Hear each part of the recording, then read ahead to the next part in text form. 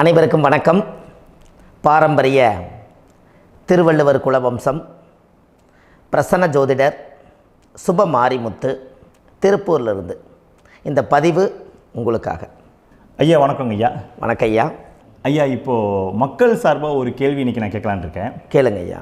ஐயா, அதாவது இந்த ஜாதகத்தில் முடக்கு இருக்கு, ஜாதகத்தையும் முடக்கிருச்சு, கண்டிப்பாக அதனால் வாழ்க்கையில் நிறைய பிரச்சனைகள் அப்படின்னு சொல்லி நிறைய பேர் கேட்குறாங்க. கண்டிப்பாங்க ஐயா. இந்த முடக்குங்கிறது என்னங்க ஐயா? அதற்கும் கர்மாவுக்கு ஏதாவது சம்மந்தம் இருக்காங்க ஐயா?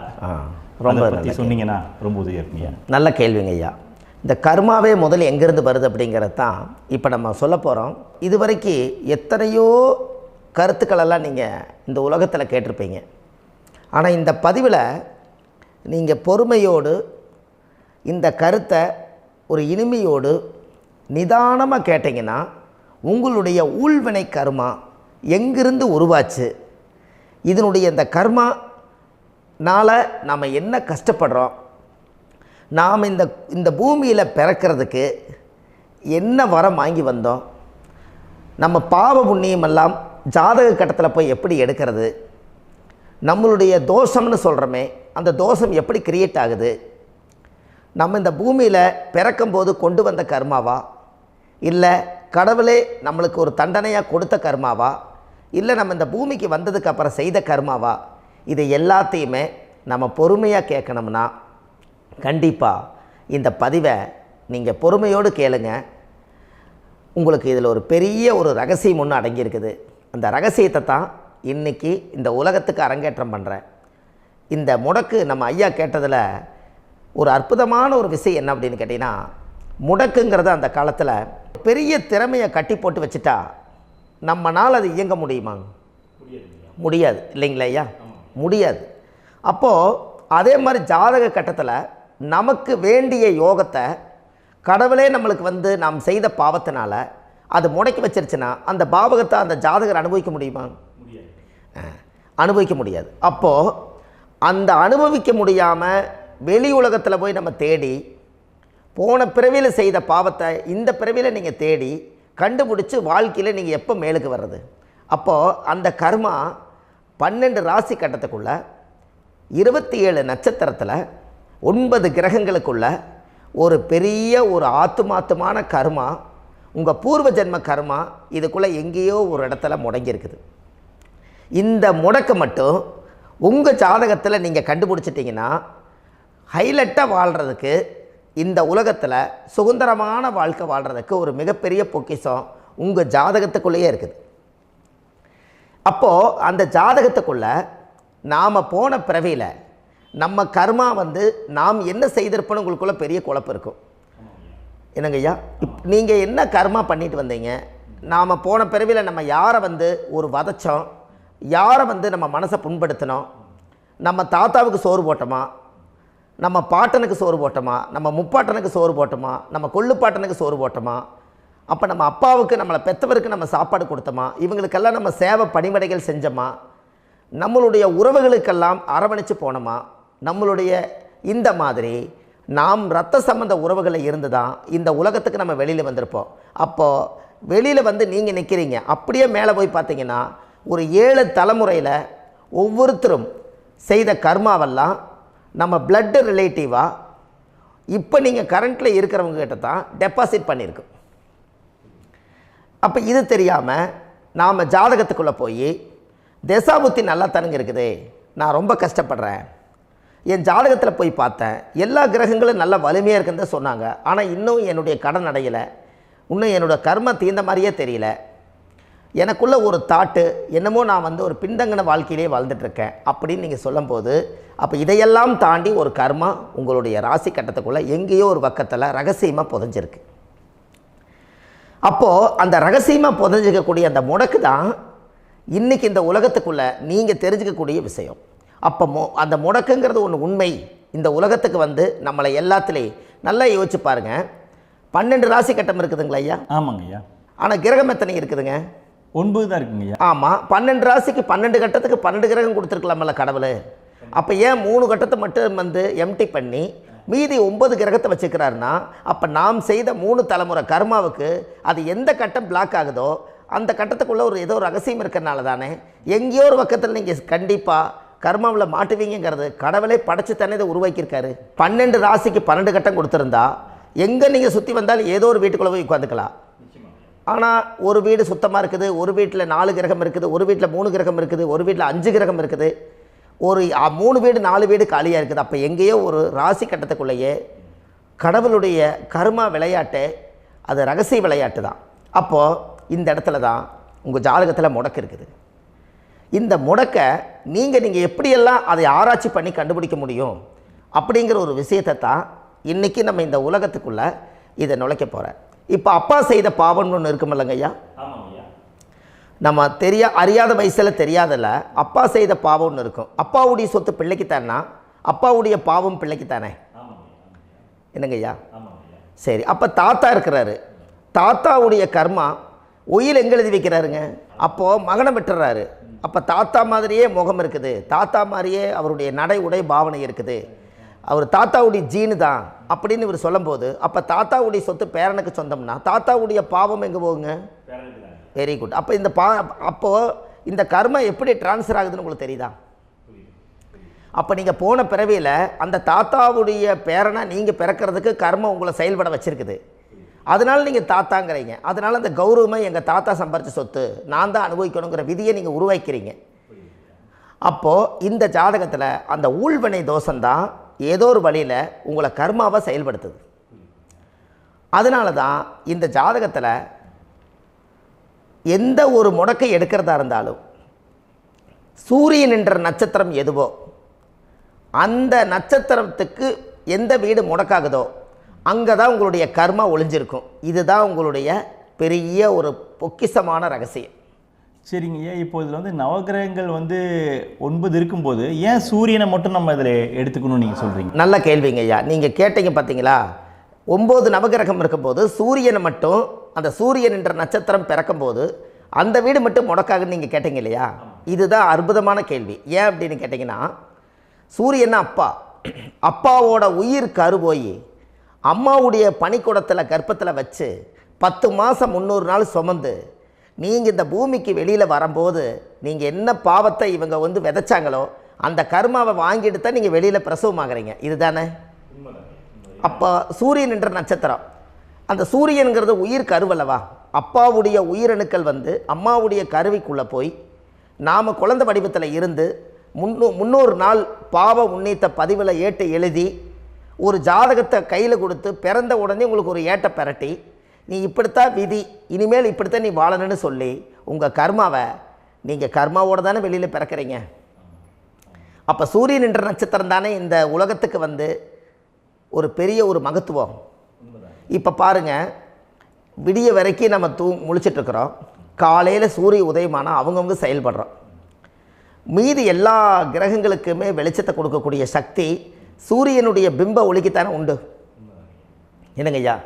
அதனால தான் மேசத்து உச்ச வீடுன்னு சொல்லி மேசத்தை உச்சம்னு சொல்லி சூரிய உச்சத்தை அங்கே தான் வச்சாங்க. அப்போது அந்த காலச்சக்கரத்துக்கு 5ஆம் இடம் பூர்வ புண்ணியஸ்தானத்தில் போய் சிம்மத்தில் கொண்டு போய் சூரியனை ஆட்சி வீடுன்னு வச்சாங்க. அப்போது சூரியனில் இருந்து தான் அந்த மையப்புள்ளி உருவாகுது. அப்போ உங்களுடைய ஜாதகத்தில் அந்த சூரியனாகப்பட்டவர் பிறக்கும்போது நீங்கள் உங்கள் ஜாதகத்தை நீங்கள் எடுத்துக்கங்க ஐயா. நீங்கள் இன்றைக்கே போய் கதவை திறந்து உங்கள் பெட்டியை திறந்து பீர்வாவுக்குள்ளே உங்களுடைய ஜாதகம் இருக்குது, அந்த ஜாதகத்தை எடுத்து ஜோதிடர்கிட்டையே நீங்கள் சந்தேகம் கேட்குறக்கு முன்பு நீங்களே உங்களுடைய கர்ம பற்றி தெரிஞ்சுக்கிறதுக்கு இந்த பதிவில் உங்களுக்கு ஒரு ரகசியத்தை சொல்லித்தரேன். உங்கள் ஜாதகத்தில் இப்போ இது வரைக்கும் ராசி கட்டத்தை நீங்கள் பார்த்துருப்பீங்க, ஆனால் பாதசாரம்னு ஒன்று இருக்கும் இல்லைங்களா? ராசிக்கு பாதசாரம்னு ஒன்று இருக்கும்.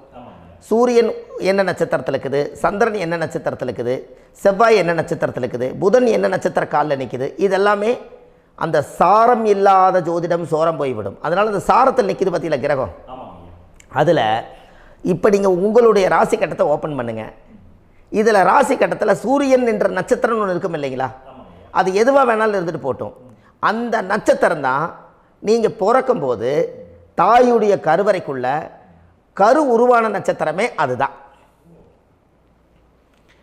புரிஞ்சுங்களா ஐயா? பிறக்கும்போது நீங்கள் அந்த கருவுடைய நட்சத்திரம் அப்பா வந்து கருவை உருவாக்கி கர்மாவை விதைச்சது அந்த சூரியன் என்ற நட்சத்திரம் தான். அந்த வீட்டுக்கு தான் இந்த ராசி கட்டத்தில் உங்களுக்கு முடக்கு உருவாகுது. புரிஞ்சுங்களா ஐயா? அப்போது ஒரு ஜாதகத்தில் சூரியன் என்ற நட்சத்திரம் எதுவோ அதுதான் உங்களுடைய கர்மா நட்சத்திரம். இப்போ நம்ம பிறக்காதுக்கு முன்னாடி அப்பா கட்டத்தில் அந்த கர்மா டெபாசிட் ஆகிருக்கும். அதை ட்ரான்ஸ்ஃபர் எப்படி பண்ணுறாரு? அவருக்கு ஒரு கல்யாணம் வச்சு அவர் குடும்ப வாழ்க்கையில் வாழ்ந்து நம்மளோட உயிர் கருவை கொண்டு போய் ஊராம் பொண்ணை கல்யாணம் பண்ணி பொண்டாட்டின்னு எடுத்துக்கொண்டு அந்த பொண்டாட்டிங்கிற உரிமையாகி இவருடைய உயிர் கரு உருவாகி வாரிசுகள் வெளியில் வருது. அதானங்க ஐயா? அப்போது அந்த சூரியன் என்ற நட்சத்திரம் தான் இந்த உலகத்தில் ஒரு பிரம்மாண்டமான நட்சத்திரம். இந்த நட்சத்திரம் உங்கள் மனசுக்குள்ளே ஏதாவது இருந்துச்சுன்னா உங்கள் வீட்டில் ஏதாவது ஒரு நல்ல விஷயங்கள் நீங்கள் பண்ணுறதா இருந்தால் அந்த கர்மா நட்சத்திரம் சூரியனுடைய நட்சத்திரம் இருக்குது பார்த்தீங்களா, அந்த நட்சத்திரத்தில் எந்த ஒரு சேவைகளும் செய்யக்கூடாது. அதுதான் கர்மா. அதை போய் நீங்கள் ஆக்டிவேட் பண்ணி விட்டீங்கன்னா அது முன்னோர்களை வந்து நீங்கள் வந்து தொந்தரவு பண்ண மாதிரி. அந்த கர்ம நட்சத்திரம் தான் உங்கள் வாழ்க்கையில் அது புதஞ்சிருக்கிறதா. இப்போ குழந்தை பிறந்தாலோ சீர் சீமந்தங்கள் நீங்கள் செய்கிறதாலோ கல்யாணம் முக்கிறதுனாலோ உங்கள் ஜென்ம நட்சத்திரத்தன்னைக்கு கல்யாணம் பண்ண வேண்டாம்னு சொல்லிக்கிறாங்கல்லங்க. உங்களுக்கு ஜென்ம நட்சத்திரத்துக்கு முன்னாடி உங்களை உருவாக்குன நட்சத்திரம் தான் ஜென்ம நட்சத்திரம். அப்போ சூரியன் என்ற நட்சத்திரம் அப்பாவுடைய ஜென்ம நட்சத்திரமாக அந்த ஊழ்வினை கர்மம் செயல்படுது. அப்போ அந்த முடக்கு யார் வழியில் வந்தது? முன்னோர்கள் வழியில் வந்தது. முன்னோர்கள் கட்டி வச்சது யாரைய? குலதெய்வத்தை. அப்போ அந்த குலதெய்வத்தை போய் சாமிக்கு போய் வீடு வாசல்லாம் வலித்து குலதெய்வத்தை போய் தேங்காய் பழம் பூ மாலை கல்கண்டு வாங்கி அர்ச்சனை பண்ணி ஒரு அன்னதானம் ஒன்று பண்ணிவிட்டு சாமிக்கு பொங்கல் வச்சு நைவேத்தியம் பண்ணிவிட்டு உங்கள் ஜாதகத்தை வச்சு பூஜை பண்ணிவிட்டு வாங்க. அதுக்கப்புறம் தான் உங்கள் கர்மாவை கண்டுபிடிக்கிறதுக்கு வழியே பிறக்கும். குலதெய்வத்தை வணங்காமல் கோவிந்தா கோவிந்தா என்று பல தெய்வத்தை வணங்கினாலும் பலனொன்றும் இல்லைன்னு அந்த காலத்தில் முன்னோர்கள் சொல்லி வச்சுக்கிறாங்களா இல்லைங்களா? அதனால் கண்டிப்பாக அதை கண்டுபிடிச்சி நீங்கள் அதுக்கு ஒரு நைவேத்தியம் பண்ணால் மட்டும்தான் முதல்ல உங்கள் 5ஆம் பாவம் முன்னோர்கள் அது வேலை செய்யும். குலதெய்வ ஆலயத்துக்கு போயிட்டு வாங்க. போயிட்டு வந்துட்டு இந்த கர்மவினை தோஷத்தை நிவர்த்தி பண்ணுறதுக்குண்டான சரியான பரிகாரத்தை நம்ம எடுப்போம்.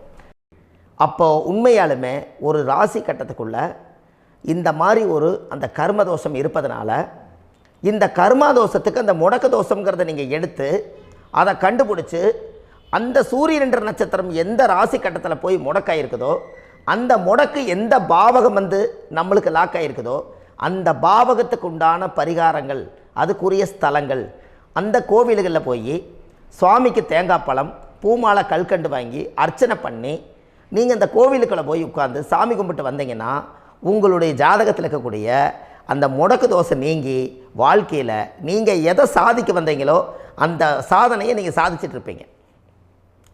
புரிஞ்சுங்களா ஐயா?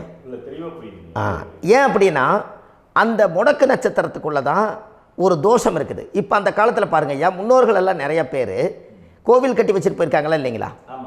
இந்த கோவில் எதுக்காக கட்டி வச்சுக்கிறாங்கன்னா அவங்க கட்டினவங்களுக்கும் அந்த முடக்கு தோஷம் இருந்திருக்குது. ராஜாக்கள் இருந்திருக்குது, மன்னர்கள் காலத்தில் இருந்திருக்குது, ஜமீன்தார் காலத்தில் இருந்திருக்குது. இப்போ அவங்களுடைய அமைப்புகள் எல்லாமே முன்னோர்கள் என்னமோ அறியாமல் தெரியாத தன்னடக்கம் இல்லாத ஒரு கர்மாவை இவங்க செஞ்சிட்டாலும் அதுக்குரிய பரிகார ஸ்தலங்களை கொண்டு போய் அந்த காலத்திலே ஜாதகம் பார்த்து நம்ம வந்து முன்னோர்களுடைய பாவத்தை நாம் செய்த பாவத்தையும் தீர்த்துட்டு நமக்கு கீழே அடுத்த சந்ததிகள் அடுத்த தலைமுறைகள் வந்தாலும் இந்த கோவில்களுக்கு வந்து விளக்கு போட்டு சாமி கும்பிட்டு இந்த மண்ணை மிதிச்சுட்டு போனால் அன்னையோடு அந்த கர்மா தீருங்கிறது அந்த காலத்திலேயே முடக்க தோஷ பரிகாரத்தை கோவில் வழியில் அந்த காலத்தை திசை திருப்பி வச்சுருக்காங்க. அப்போ நீங்கள் கோவிலுக்கு போகாமல் கண்டிப்பாக இந்த பரிகாரத்தை நீங்கள் உடைக்க முடியாது. ஏன் உடைக்க முடியாதுன்னா இப்போ நீங்கள் எத்தனை வருஷம் வாழ்கிறீங்க ஐயா? 120 வருஷமே வச்சுக்கோங்க. சூரியன் திசை 6 வருஷம், சந்திரன் திசை 10 வருஷம், செவ்வாய் திசை 7 வருஷம், ராகு திசை 18 வருஷம், குரு திசை 16 வருஷம், சனி திசை 19 வருஷம், புதன் திசை 17 வருஷம், கேது திசை 7 வருஷம், சுக்கிரன் திசை 20 வருஷம். இப்போ நான் சொன்ன டோட்டலெல்லாம் கூட்டிங்கன்னா 120 வருஷம் வரும்.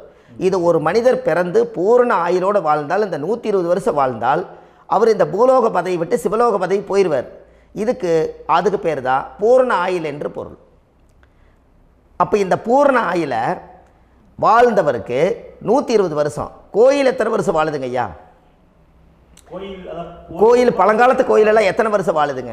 12 வருஷத்துக்கு கும்பாபிஷேகம். அது ஓகே, அது பரவாயில்ல. 12 வருஷத்துக்கு ஒருக்கா பழசை புதுப்பிச்சு கும்பாபிஷேகம் பண்ணி மறுபடியும் அதுக்கு பவர் ஊட்டி சக்தி ஊட்டி அதுக்கு உருவேற்றுறாங்க. நான் சொல்கிறது கோயில் 5000 வருஷம் 4000 வருஷம் பெரிய பெரிய சித்தர்கள், மகான்கள், ரிஷிமார்கள், யோகிகள், சித்தர்கள் இவங்களெல்லாம் போய் கோவில்லையே சிவனையும் பெருமாளையும் வழிபாடு பட்டுட்டு கோவில்லையே ஒரு ஓரத்தில் ஜீவசமாதி ஆயிட்டாங்கன்னு பழைய கால கோயிலில் சித்தர்கள் குடியிருக்காங்களா இல்லைங்களா? இருக்காங்கல்லங்க ஐயா. அப்போது நாம் 120 வருஷம் வாழ்கிறோம், கோவில் 5000 வருஷம் வாழுது. எங்கே சக்தி அதிகமாக இருக்குன்னு சொல்லுங்க? கோவிலில் தாங்க ஐயா. கோயில் தான், அதில் ஒன்றும் மாற்றம் இல்லைங்களே. கோயில் தாங்க. அப்போ கோவிலில் தான் அந்த சக்தி இருக்குதுன்னு நீங்கள் சொல்கிறீங்க. அப்போ உங்களுடைய கர்மாவை உடைக்கிறதுக்கு 120 வருஷம் பெருசா 5000 வருஷம் பெருசான்னு சொல்லுங்கள்?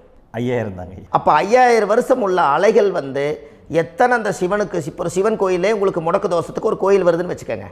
அந்த கோவிலில் எத்தனை முடக்குகளுக்கு உண்டான கோவில்கள், எத்தனை பழங்களை ஊற்றி சாமிக்கு அபிஷேகம் பண்ணியிருப்பாங்க, எத்தனை பால் கூட ஊற்றிருப்பாங்க, பன்னீர், தேன், இளநீ, மஞ்சள் நீர், திருமஞ்சனம், அபிஷேகம், பொங்கல், நைவேத்தியம் இத்தனையும் செஞ்சு அந்த சிவனை வந்து சிவனாக பார்த்து அந்த கருவறைக்குள்ள ஒரு கிராணங்கள் வரும்போதும் கூட பாதுகாப்பு பண்ணி வச்சு நல்ல சக்தியோடு அந்த கருவறையை புத்தியோடு அவங்க வேலை செஞ்சு அந்த காலத்தில் வச்சுருக்காங்களா இல்லைங்களா? அப்போது நம்ம வீட்டை அவ்வளோ சுத்தமாக வச்சுருக்க முடியுமா? என்னதான் வாஸ்து இருந்தாலும் முடியாது இல்லைங்களா? அப்போது அவ்வளவு ஒரு பவர்ஃபுல்லான கோவில் அந்த முடக்கு தோஷத்துக்குள்ளே ரகசியமாக அந்த கோயில் அடங்கியிருக்குது. உங்கள் ஜாதகத்துக்குள்ளே உண்மையாலுமே ஊழ்வினை கோயில், கர்மவினை கோயில் அதுக்குள்ளே இருக்குது.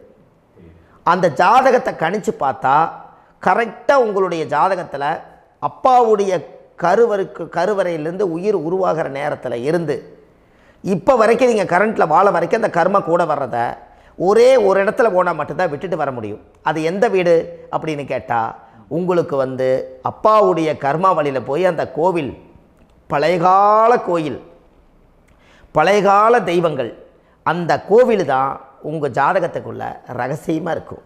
அது ஏன் இந்த பதிவில் உங்களால் சொல்ல முடியாது அப்படின்னா, இந்த பதிவில் ஏன் உங்க சொல்ல முடியாதுன்னா உங்கள் ஜாதகம் தெரியாமல் என்ன கோயிலை நீங்கள் சொல்லுவீங்க? இப்போ பொதுவாக ஒரு நட்சத்திரத்துக்கு ஏதோ ஒரு கோவிலை அவங்க சொல்லி நீங்கள் போயிட்டு வர்றீங்கன்னு வச்சுக்கோங்க. ஆனால் அது வேலை செய்யலைன்னா நம்மளுக்கு என்னங்க இவ்வளோ கஷ்டப்பட்டு போய் அதை பலனடையிலேன்னு கேள்வி கேட்டக்கூடாது. உங்கள் ஜாதகத்தை நீங்கள் கொண்டாங்க, உங்கள் டேட் ஆஃப் பர்த் டயத்தை போட்டு ஜாதகத்தை கணிச்சு நீங்கள் சூரியன் என்ற நட்சத்திரத்துக்கு உங்களுடைய கர்மவினை கோவில் யார், உங்களுடைய முடக்கு யார், ஊழ்வனை தோஷத்துக்கு உண்டானவர் யார், தாய் வழி கர்மா யார், தந்தை வழி கர்மா எது, நீங்கள் பிறக்கும்போது வந்த கர்மா என்ன, இது எல்லாம் கணிக்காமல் பொதுவாக ஒரு கோயிலில் போய் நீங்கள் பாட்டுக்கு சாமி கும்பிட்டு வந்தால் பலன் எப்படி கிடைக்கும்? கண்டிப்பாக கிடைக்காதுங்க ஐயா. என்னங்க ஐயா? அது தெரிஞ்சு பண்ணாதான் சரியா? ஒரு டாக்டர்கிட்ட போகிறீங்க, என்னை அப்படியே ஸ்கேன் பண்ணி ஒரே ஒரு மாத்திரை கொடுங்கன்னு கேட்டால் டாக்டர் கொடுப்பாருங்களா? அவர் என்ன பிரச்சனை இருக்குதோ அதை முதல்ல கண்டுபிடிச்சி ஸ்கேன் பண்ணி பார்த்து ரிப்போர்ட் எடுத்து அது மூலியமாக தான் கொஞ்சம் எடுத்து ஐயா உங்களுக்கு இந்த பிரச்சனை, இதுக்கு தீர்வுக்கு இதுக்குண்டான மெடிசன், இது இப்படித்தான் சாப்பிடணும்னு அது முறையாக சொல்லி அந்த உயிர் வாழ வைக்கிறாரு டாக்டர். அவர் ஒரு தெய்வ வடிவத்தில். கரெக்டுங்களா ஐயா? அப்போ உங்களோட கர்மா எங்கே செயல்படுது அப்படின்னா இந்த முடக்க நீங்கள் இந்த பதிவில் தெரிஞ்சுக்கங்க. அதுக்குரிய நட்சத்திரம் என்னன்னு தெரிஞ்சு வச்சுங்க. உங்கள் ஜாதகத்தில் சூரியன் என்ற நட்சத்திரத்தை எடுத்துக்கங்க. அந்த வீட்டுக்கு முடக்க இந்த பதிவில் எந்த வீடு லாக் ஆகிருக்குதுங்கிறத நான் உங்களுக்கு இந்த வீட்டில் சொல்கிறேன். அந்த வீட்டு நீங்கள் பாருங்கள், உங்களுடைய லக்கணத்துக்கு அது எந்த வீடு. இப்போ லக்கணத்துக்கு ஒரு 7வது வீடுன்னே வச்சுக்கோங்க. அப்போ லக்கணத்துக்கு 7வது வீடே முடக்கு. அப்படி ஒரு முடக்கு ஆகிப்போச்சுன்னா ஒரு ஜாதகத்தில் லக்கணம் தான் 1, 7ஆம் இடம்ங்கிறது மனைவி ஸ்தானம். ஒரு ஆணுடைய ஜாதகத்துக்கு 7ஆம் இடம் தான் மனைவி. அவருக்கு நல்ல மனைவி அமையாமல் ஆடம்பரம் இருந்தும் வீடு அரண்மனை மாதிரி இருந்தும் அந்த மனைவியை ஒரு சந்தோஷமாக அவர் அனுபவிக்க முடியாது. புரிஞ்சுங்களா ஐயா? சந்தோஷமாக அனுபவிக்க முடியாது. ஏன் அப்படி? 7ஆம் இடத்துல தான் அவரோட கர்மா உட்கார்ந்துருக்குது. கரெக்டாக சொன்னீங்க. 7ஆம் இடத்துல தான் அந்த கர்மா உட்கார்ந்துருக்குது. அப்போ அந்த 7ஆம் இடத்துல இருக்கக்கூடிய அந்த கர்மா போன பிறவியில் நீ மனைவிக்கு சோறு போடாமல் மனைவியை கட்டி வச்சு அடிக்கிறதும், மனைவியை துன்புறுத்துறதும், அந்த மனைவி இருக்கவே இன்னொரு வாழ்க்கைக்குள்ளே போகிறதும், இங்கே வாழ வேண்டிய தாம்பத்திய சந்தோஷத்தை கொண்டு போய் இன்னொரு இடத்துல கொடுக்கறதும், தெரிஞ்சிருந்தே நம்மளுடைய மனசுக்குள்ளே திருடுத்தனமாக வாழ்கிறதும், இது எல்லா கர்மாவும் போன பிறவியில் நாம் செய்த ஊழ்வினை கர்மா தான் உங்கள் ஜாதகத்தில் 7ஆம் இடம் முடக்கு. அப்போ அந்த 7ஆம் இடம் முடக்கா இருந்துச்சுன்னா கண்டிப்பாக உங்கள் ஜாதகத்தில் நீங்கள் என்ன அனுபவிச்சிட முடியும்? நல்ல நண்பர்கள் கிடைக்க மாட்டாங்க, நல்ல ஒரு பார்ட்னர்ஷிப் அமையாது, நல்ல ஒரு நட்பு வட்டங்களில் எதையும் அனுபவிக்க விடாது, ஒரு அங்கீகாரமான உறவுகளில் போய் நம்ம ஸ்ட்ராங்காக நிற்க முடியாது. 7ஆம் இடம் என்பது தாம்பத்திய வாழ்க்கை, பூர்த்தி இல்லாத வாழ்க்கையாக இருக்கும். இப்படியெல்லாம் அந்த ஜாதகத்தில் ஒரு பொதுவாக ஒரு ஜாதகத்தில் 7ஆம் பாவம் முடக்காயிட்டால் இந்த கர்மாவை அவர் அனுபவிச்சுக்கிட்டே இருப்பார். இது எப்போத்தான் அதுக்கு ஒரு தீர்வு வேணுங்கய்யா? அந்த கோயில் எதுன்னு நீங்கள் கரெக்டாக சொன்னீங்க. இப்போ இது மனிதனால் செயல்படுது. மனிதர்கள் தான் கோயிலை கட்டி வச்சாங்க. தெய்வத்தை விட ஒரு காலத்தில் மனிதர்களுக்கு மகிமை ஜாஸ்தி. ஏன்னா சாதாரண ஒரு மண் பூமியாக இருந்த இடத்த மனிதர்கள் தான் கோயில் கட்டி ஒரு மகிமைப்படுத்தி புண்ணியம் பண்ணி வச்சாங்க. மனிதர்களுக்கு சக்தி அதிகம்தான், ஆனால் பிரபஞ்சத்துக்கு அதை விட சக்தி அதிகம் அல்லவா? ஐயா, நீங்கள் கோவிலுக்கு போய் அந்த கர்மா உடைக்கிறதுக்கு கோவிலில் சக்தி இருக்குது, ரைட்டு. ஆனால் நம்ம வீட்டுக்கும் கோயிலுக்கும் ஒரு மிகப்பெரிய தொடர்பு என்னென்னா, அந்த கோயில் கட்டுறவங்க எல்லாமே பழைய காலத்து கோயிலெல்லாம் பாருங்கள், பஞ்சபூதத்தை வச்சு கட்டியிருப்பாங்க. பஞ்சபூதத்தை வச்சு தான் கட்டுவாங்க கோயில். அது உங்களுக்கு தெரியணும் இல்லைங்களா? பஞ்சபூதம்னா நீர், நெருப்பு, காற்று, பூமி, ஆகாயம். இந்த பஞ்சபூதத்தினுடைய சக்திகள் எல்லாம் ஒரே நேர்கோட்டுக்கு என்னைக்கு வருதோ அன்னைக்கு தான் அந்த கோவிலுடைய பாலக்கால் போட்டு 1000-2000 வருஷம் நிலச்சி நிற்கிறது. காரணம், இந்த பிரபஞ்சத்தில் பஞ்சபூதம் எப்படி நிலச்சி நிற்குதோ அதுபோல் 5000 வருஷம் நிற்கிறதுக்கு அந்த பஞ்சபூத சக்தி வச்சு தான் சாமி சிலையை பிரதிஷ்டை பண்ணி வச்சுருப்பாங்க. அதனால தான் இந்த கோயில்கள் எல்லாம் 5000 வருஷமாயும் எத்தனையோ கிராணங்களை எல்லாம் தப்பிச்சிருக்கிறதுக்கு காரணம். அப்பேற்பட்ட புண்ணிய ஸ்தலம் உங்களுக்கு எதுன்னு தெரியணும் அல்லவா? என்னங்க ஐயா? அப்பேற்பட்ட புண்ணிய ஸ்தலம் உங்களுக்கு எதுன்னு தெரிஞ்சால் தானே நீங்கள் போய் செய்ய முடியும், இல்லாட்டி கண்டிப்பாக தெரியாது. அப்போ இந்த முடக்கு தோஷத்தை கடவுள்கிட்ட கொண்டு போய் ஒப்படைக்கணும். நாம் பிறக்கும் போது கொண்டு வந்த கர்மாவை நாம் இருக்கும் காலத்தில் கொண்டு போய் இந்த கர்மாவை சுத்தப்படுத்தி, நீங்கள் பாவ ஆத்மாவை இந்த பூமியில் பிறந்து பூலோகத்தில் எல்லா புண்ணியத்தையும் செஞ்சுட்டு இந்த பூலோகத்தை விட்டு நீங்கள் போகும்போது புனித ஆத்மாவாக போகணுன்னா உங்கள் கர்மாவை கொண்டுட்டு போகாதீங்க, கர்மாவை நிவர்த்தி செய்யுங்க. என்னங்க ஐயா?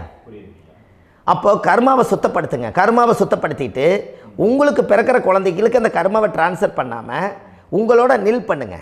ஒரு உதாரணம் சொல்லட்டுங்களா ஐயா? ஒரு காந்தம் ஒன்று இருக்குது இல்லைங்களா? ஒரு காந்தம்ங்கிறது ஒரு தாத்தாவாக வச்சுக்கோங்க. ஒரு இரும்பை கொண்டு போய் வச்சா ஒட்டு மோட்டாதா?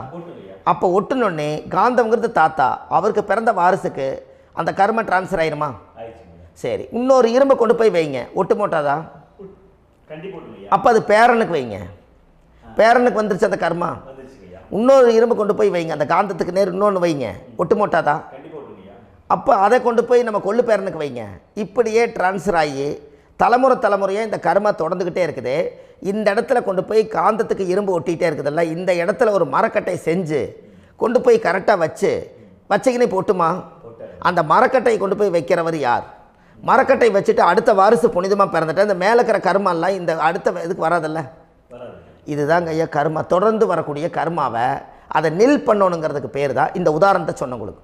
அப்போ நாம் இந்த பூலோகத்தில் நம்ம ஒரு தாயுடைய கருவறையில் இருந்து தொப்புள் கொடி அறுக்கும் நேரம் நாம் என்ன கர்மாவை வாங்கி வந்திருந்தாலும் அதையெல்லாம் ஆராய்ச்சி செய்து ஜாதகத்தில் முழுமையாக கண்டுபிடிச்சி ஒரு காலம் இல்லைனாலும் ஒரு காலம் நம்ம நல்லா இருக்கிறதுக்காக, நம்ம வாரிசுகள் எல்லாம் நலமடைஞ்சு வளமடைஞ்சு வர்றதுக்காக இந்த கர்மா தோஷத்தை கரெக்டாக கண்டுபிடிச்சி சரியான கோவிலுக்கு போய் நீங்கள் கர்மாவை நிவர்த்தி பண்ணி அங்கே பூஜை புனஸ்தானங்கள், சகசரநாம பூஜைகள், ஓமங்கள், வழிபாடுகள் இதெல்லாம் நீங்கள் செஞ்சு உங்களுடைய பாவத்தை எல்லாம் கழித்து உங்கள் ஜாதகத்தவே யோகமாக மாற்ற முடியும்.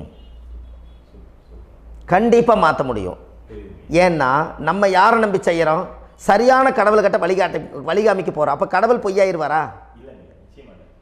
ஐயா நம்ம அதாவது அந்த காலத்தை சொல்லுவாங்க, சத்தியுள்ள சாமி கும்பிட்டு புத்தி உள்ள உள்ளே பெக்கணும்னு சொன்னாங்க. 16 வதபதன்னு பெக்கலை, எல்லாம் அறிவோடு பெற்றாங்க. அதனால் எல்லாமே தாய் தந்தைகள் பேச்சை கேட்டாங்க. அன்றைக்கி எல்லாருமே தாய் தந்தைகளுக்கு தூணாக நின்னாங்க. அப்போ அந்த காலத்தில் சத்தியுள்ள சாமி கும்பிட்டு புத்தி உள்ள உள்ளே பெக்கணும்னு சொல்லி அன்றைக்கி அறிவோடு பெற்று இந்த கர்மாவை ஆளுக்கு ஒரு கர்மாவை டிரான்ஸ்ஃபரை பிரித்து எல்லாரும் சுத்தப்படுத்தினாங்க. இன்றைக்கி நம்ம ஒரு குழந்தை 2 குழந்தை பெற்று வச்சுருக்கோம். அவங்களுக்கே இவ்வளவு கர்மா வந்துருச்சுன்னா இந்த குழந்தைகளுக்கு என்னைக்கு இந்த கர்மாவை போய் கண்டுபிடிச்சி நீங்கள் எப்போ சரி பண்ணுவீங்கன்னு. அப்போ இந்த வாழ்க்கையில் ஏதோ ஒரு பிரபஞ்ச சக்தி நம்மளை அறியாமல் என்னமோ ஒரு இயக்கத்தில் கொண்டு போய் விட்டுருச்சுங்களா? அப்போ இனிமேலாவது இந்த கர்மாவில் இருந்து கண்டிப்பாக நம்ம நிவர்த்தி ஆகணும்னு சொன்னால் இந்த முடக்கு தோஷத்தை யாரெல்லாம் கண்டுபிடிச்சி இந்த ஊழ்வினை கர்மாவில் இருந்து நாம் கருவறையில் சுமக்கும் போது 10 மாதம் நீங்களாம் என்னென்ன நினச்சிருப்பீங்க? அதாவது கருவறைக்குள்ள கருப்பாக ஒரு பிண்டம் இடப்பக்கம் கிடக்கையில் இந்த பூமிக்கு வரும்போது நீங்கள் என்னென்ன நினச்சிருப்பீங்க? இந்த பிறந்ததுக்கு அப்புறம் வந்து தான் அம்மா தெரியுது, அப்பா தெரியுது, தாத்தா தெரியுது, பாட்டி தெரியுது, இந்த உலகத்தில் கண்கொள்ளாத காட்சிகள் எல்லாம் தெரியுது, எல்லாம் தெரியுது. ஆனால் 10 மாதம் உங்கள் வாழ்க்கையில் நீங்கள் இருக்கும்போது நீங்கள் என்னென்னலாம் நினச்சி இந்த பதிவில் இறைவன் கொடுத்தாரோ அதையெல்லாம் அனுபவிக்கத்தான் வந்தீங்க. அதுக்கு இடையில இருக்கிறதான கர்மா. இந்த ஒரு விஷயம் உங்களுக்கு கிடச்சிருச்சுன்னா நீங்கள் எல்லாருமே ராஜயோகமாக பிழைப்பீங்கள்ல. இதில் ஏழை பணக்கார யாரையுமே சொல்ல வரல. அவங்க பிறக்கும்போது புண்ணியத்தை பொறுத்து தான் போன ஜென்மத்தில் நம்ம என்ன புண்ணியங்கள் பண்ணி வச்சோமோ அந்த புண்ணியத்தில் இன்றைக்கி நல்லா வாழ்கிறாங்க. ஒருத்தர் கேட்டார், என் ஜாதகத்தில்ங்க எங்கூட படித்தவர் இடம் வாங்கிட்டார், வீடு வாசல் கட்டிட்டார், தொழில் பண்ணிட்டார், நல்லா இருக்கார், ஆனால் நான் இன்னும் அப்படியே தான் இருக்கிறேங்கன்னு ஒருத்தர் கேட்டார். அதுக்கு ஒரு கருத்து என்னென்னா, டேட் ஆஃப் பர்த் ஒன்று தான், டைம் ஒன்று தானே வச்சுக்கோங்க. அவங்க அப்பா செஞ்ச புண்ணியம் வேறு, நீங்கள் செஞ்ச பாவங்கள் வேறு. அவர் செஞ்ச புண்ணியத்தினால அவருக்கு எல்லாமே முன்னாடி கிடைக்கிது. நீ கர்மாவெல்லாம் கழிச்சிட்டினா பின்னாடி கிடைக்க போகுது. இதில் மற்றவங்களை பற்றி வேற்றுமையாக நினைக்கிறதுல எந்த ஒரு இதுவுமே இல்லை. அப்போ ஒருத்தர் பார்த்து ஒருத்தர் வாழ வேண்டாம். உங்களுடைய சுய அறிவை வச்சு இந்த பூலோகத்தில் இந்த பூமியில் நீங்கள் 4 தெரிஞ்சு நல்ல விதமாக கற்றுக்கிட்டு இந்த உலகத்தில் சிறப்பாக வாழ கற்றுக்குங்க. அதுக்கு அந்த ஊழ்வினை தோஷத்தை கண்டுபிடிங்க. உங்களுக்குன்னு ஒரு முடக்கு இருக்குதுங்கிறத இன்றைக்கி நீங்கள் எழுதி வைங்க. அதை எப்படியாவது கண்டுபிடிங்க, அதை தேடுங்க. ஒரு முறை நீங்கள் ஜாதகத்தை கொண்டு வாங்க. அந்த ஜாதகத்தை கொண்டு வந்து உங்கள் பாவகத்தில் எத்தனாம் பாவம் முடக்காயிருக்குதுன்னு பாருங்கள். அந்த பாவகம் முடக்காயிருச்சுன்னா உங்கள் வாழ்க்கையில் அதிலிருந்து உங்களால் வெளியில் வரவே முடியாது, கண்டிப்பாக வர முடியாது. அதை நீங்கள் கண்டுபிடிச்சா மட்டும்தான் நீங்கள் மேலே வர முடியும். ஏன்னா நிறைய பரிகாரங்கள், பூஜைகள், யாகங்கள், ஓமங்கள் எல்லாம் செய்து வச்சும் கூட அந்த கர்மவினைக்கு உண்டான கோவிலுக்கு போய் அந்த 5000 வருஷ பழமை வாய்ந்த தெய்வத்துக்கிட்ட போய் நீங்கள் முறையிட்டு விளக்கு போட்டு உங்கள் கர்மத்தை எல்லாம் நான் நீ தான் தீர்த்து கொடுக்கணும்னு சொல்லி நம்பிக்கையோடு நீங்கள் போய் அந்த சரணாகதி அடையிறீங்க பாருங்கள், அங்கே தான் உங்கள் கர்மாவை எடுத்து விடுறாரு. அப்போ இந்த ரகசியம் உங்களுக்கு வேணுமல்லவா? அப்போ உங்கள் ஜாதகத்தில் எங்கே முடங்கி அதுக்குரிய கோவில்கள் எல்லாம் என்ன, அதுக்கு தான பரிகாரம் என்ன, அதுக்கு நீர் பரிகாரம் என்ன, யாத்திரை பரிகாரங்கள் என்ன, நீங்கள் வீட்டில் இருந்தே செயல்படுத்தக்கூடிய பரிகாரங்கள் என்ன, பரிகாரம் கோவிலுக்கு போய்த்தான் நடக்குமா, இல்லை நாம் வீட்டில் வச்சு வணங்குறதுனால நடக்குமா, நாம் செய்யக்கூடிய தர்ம பரிகாரங்கள் என்ன, தான பரிகாரங்கள் என்ன, இப்படி பல விதமாக இருக்கிறனால உங்கள் ஜாதகத்துக்கு எந்த மாதிரி பரிகாரம் கனெக்ட் ஆகுதுங்கிறது தெரியணும். இது தெரியாமல் கண்டிப்பாக உங்களால் செயல்படுத்துறது ரொம்ப கஷ்டம். இதனால் இதை நீங்கள் தெரிஞ்சுக்கணும்னா இப்போ நம்ம பாருங்கள், நீங்கள் அந்த தெரிஞ்சுக்கிட்டாலே உங்கள் வாழ்க்கையில் ஒரு டைம் தான் நீங்கள் தெரிஞ்சுக்க போகிறீங்க. உங்களுடைய கர்மா என்ன, நீங்கள் எங்கே செயல்பட்டு போயிட்டுருக்கிறீங்க, உங்கள் போகிற பாதை சரியா இல்லை அந்த பாதையில் முள்ளு கல் இருக்குதா, இது எல்லாம் உங்களுக்கு தெரியலனா இந்த முடக்கை கண்டுபிடிக்கக்கூடிய சக்தி வாய்ந்த இந்த கர்மாவை நிவர்த்தி பண்ணுறதுக்கு வழிகள் இருக்குது. அதனால் நீங்கள் கண்டிப்பாக இந்த முடக்கை தெரிஞ்சுக்கணும். இந்த முடக்கு ராசினா என்ன உண்மையாலுமே உங்கள் வாழ்க்கையில் நீங்கள் தெரிஞ்சு இனிமேல் உங்கள் வாழ்க்கையில் இதுவரையிலும் கர்மாவுக்குள்ளேயே கஷ்டப்பட்டீங்க, வழி தெரியாமல் கண்ணை கட்டி காட்டில் விட்ட மாதிரி இருந்தீங்க. இனி அப்படி இருக்க வேண்டாம். உங்கள் ஜாதகத்தில் 12 ராசி கட்டத்தில் 9 கிரகம் போகும், மீனி 3 கிரகம், 3 கட்டம் உங்களுக்கு எங்கேயோ ஒரு பக்கத்தில் 3 கட்டம் எம்டியாக தான் இருக்கும். கரெக்டுங்களா? அது இல்லாமல் ஒரு ஜாதகம் பிறக்காது. ஏன்னா 9 கிரகத்துக்கு 9 கணக்கு போட்டால் 3 கட்டம் எம்டியாக தான் நிற்குது. அந்த கட்டத்துக்குள்ளே எந்த நட்சத்திரத்தில், எந்த சாரத்தில், எத்தனாவது டிகிரியில், எத்தனாவது பாதசாரத்தில், எத்தனை வெகுளையில், எத்தனை செகண்டுக்குள்ளே இந்த கர்மா உள்ளே புகுந்து உங்களை செயல்படுத்துதுங்கிறத கண்டிப்பாக உங்கள் ஜாதகத்தை கொடுங்க. பார்த்து இந்த விஷயத்தை சொல்கிறேன், நீங்கள் அந்த இடத்துக்கு போய் நிவர்த்தி பண்ணிவிட்டு உங்கள் வாழ்க்கையில் கொஞ்சம் காலம் வாழ போகிறீங்க. பாருங்கள், பிறந்ததுலேருந்து 20 வருஷத்துக்குள்ளே இளமையாக வாழ்கிறீங்க, குழந்தையாக வாழ்கிறீங்க.